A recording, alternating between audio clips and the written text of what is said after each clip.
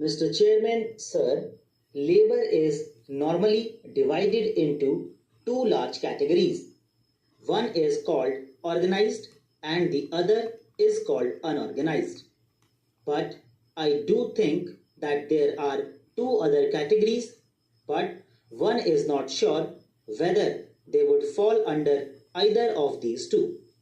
One of them is bounded labor and the other is child labor. My honorable friend mentioned very categorically the problem of child labor and that the law that children below 14 years should not work has become irrelevant, especially in match industry which flourishes in my state, in Shivakasi and in BD industry because the children have become wage earners who contribute to the overall income of the family, and parents do feel that banning them from employment is not fair. But what is unfortunate is that even though the law does exist on record, but when it comes to children and their employment and their future, the statement seems to hesitate, to vacillate. I have found that many a time inspections have taken place and inspectors have come back and given reports that there are no child labor below 14 working when it is obvious that more than 80% of those who are working in certain industries happen to be below 14 years because it is understood between the parents and the employer and the inspector that it is in everybody's interest that such a report be given.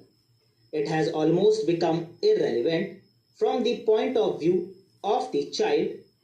I wonder whether you could take up these two arenas with utmost seriousness, the first being child labor and the second being bounded labor.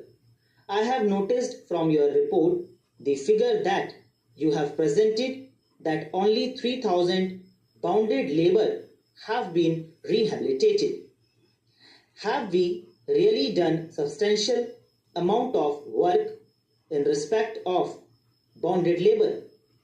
A lot of publicity has taken place.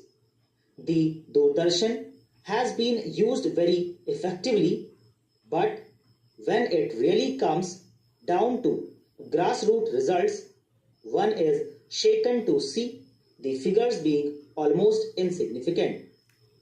I think substantial concentration is required in these two arenas. I know there is a lot of contempt in the minds of many in this house for the organized labor. There may not be so much from this side, but from the other side, I can see many members of this house look upon organized laborers as high-wage island members.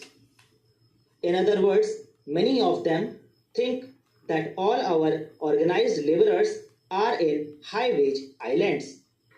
I think it is very unfair criticism. It is true that there is a section of unorganized and organized labor who get reasonable wages now. But if you want to look at it from the point of view of giving wages, I would say that it has not been achieved in many cases. The organized labor falls into various classes. I think the labor minister should catch on to what really the organized labor is.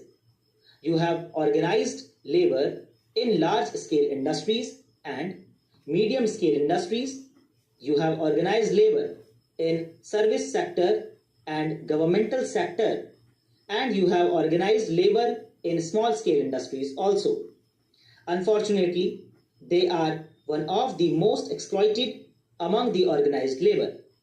Many of the small-scale industries, organized labor get even lesser than the minimum wage announced in that state, and there the inspector who is involved under the Factories Act is openly in conclusion with many of these so-called small industries. In fact, there is a new trend today.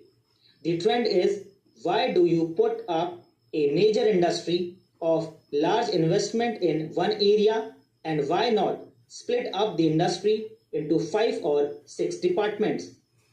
They may be even at the same place, but call it as 5 different establishments. One produces the first stage of the product, the second stage of the product, the third stage of the product, the fourth, the finished product, and make investment below rupees 50 lakhs. Ultimately, the industry may be worth rupees 2 crores or maybe a little less than that. But then it is a small scale industry and it gets the protection for it. They are able to exploit. So it is high time that we brought the law to lift the veil on this, because encouragement must go to the genuine small scale industry. In the name of small scale industry, exploitation of labor is the maximum in the organized sector. I think it is also relevant to bring to the notice of the government that in the unorganized arena, it is not sufficient just to have a National Commission on Rural Labor. The demand for a central law has been voiced unanimously by all sides, all parties, and all groups. It is high time that a central law was brought out and immediately steps taken to consult all concerned who deal with the subject. It is impossible to organize the unorganized labor. If the minister is under any illusion, I would like to make it clear that not even 1% of their membership can ever be assigned to the rural agricultural labor. दोस्तों इसी के साथ ये dictation